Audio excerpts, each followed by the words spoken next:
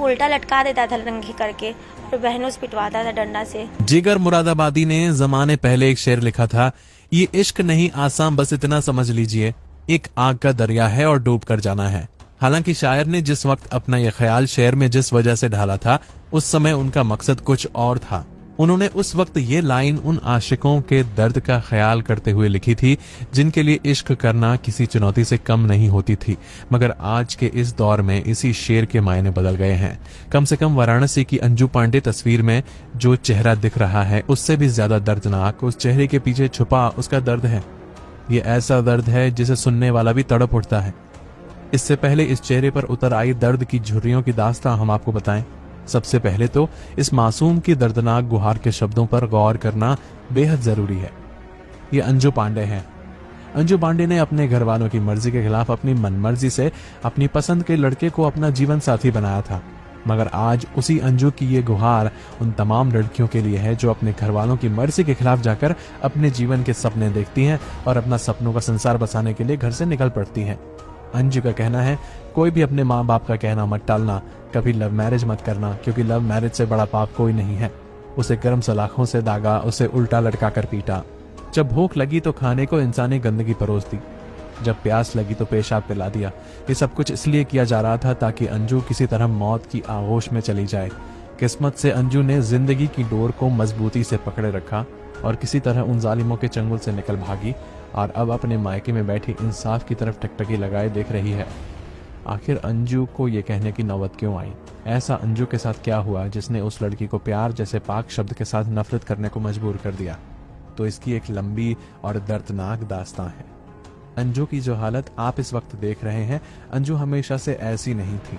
उसकी पुरानी तस्वीरें देखकर किसी को भी यकीन नहीं होगा कि ये बेबस और बेचारी सी दिखने वाली अंजू भी कभी बाकी लड़कियों की ही तरह हंसती खेलती और अपनी जिंदगी में चांद सितारों को अपने दामन में समेटने का न सिर्फ सपना देखती थी, बल्कि जमाने भर की खुशियों को अपने कदमों में बिछाने का मादा भी रखती थी। लेकिन वक्त का सितम देखिए, सब कुछ कर सकने में सक्षम ये अंजू आज बेबस और लाचार है। इस बेहद खूबसूरत सी दिखने वाली अंजू की जिंदगी उस वक्त नर्क बन गई जब उसने अपने घर वालों की मर्जी के खिलाफ अपनी मर्जी के लड़के से शादी करने का इरादा किया था। उसकी शादी से पहले की तस्वीर और शादी के बाद की हालत को देखकर कोई भी इस बात का अंदाजा लगा सकता है कि इस मासूम ने जमाने भर के जुल्म सहे हैं। और ये जुल्म देने वाले कोई और नहीं, खुद उसके पति और उसके ससुराल के लोग हैं जिन्होंने इस पर हर किस्म का कहर बरपाया।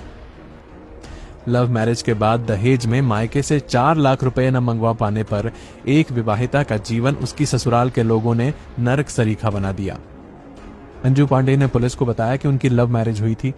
20 फरवरी 2018 को उसने प्रयागराज के रहने वाले संजय पांडे नाम के शख्स के साथ 7 फेरे लिए थे, लेकिन 7 सालों में उसकी ऐसी हालत हो गई कि वो खुद से ही मुंह छुपाने लगी। ससुराल में ससुर कृपु पांडे या सास ऊषा और ननद नंदोई दहेज न मिलने की वजह से उसे न सिर्फ ताना मारते थे, बल्कि जो भी हाथ में आ जाता था उससे मारने लगते थे। इतना जुल्म और सितम ढाने के बाद भी ससुराल के लोग अंजू से अपने मायके से 5 लाख रुपए मंगवाने का जोर डालते रहे। खुलासा यही है कि अंजू के ससुराल के लोग जमीन खरीद सकें। इसी मारपीट के सिलसिले के बीच 15 फरवरी 2019 को अंजू ने एक पुत्र को जन्म दिया। इसके बावजूद दहेज के लिए जुल्म सितम का सिलसिला जारी रहा।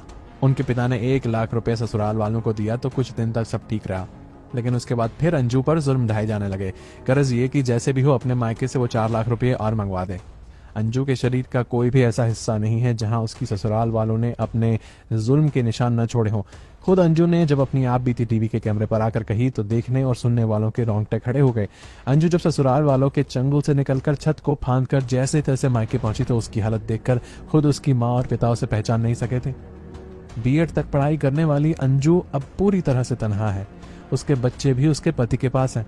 अपने ससुराल वालों का नाम सुनकर बुरी तरह से सहमने वाली अंजू की एक शिकायत पुलिस से भी है। अंजू का कहना है कि पुलिस ने उसकी गुहार को नजरअंदाज कर दिया। हालांकि ससुराल से भागकर अंजू जब अपने मायके पहुंची तब उसने पुलिस कमिश्नर से मिलकर अपनी गुहार सुनाई।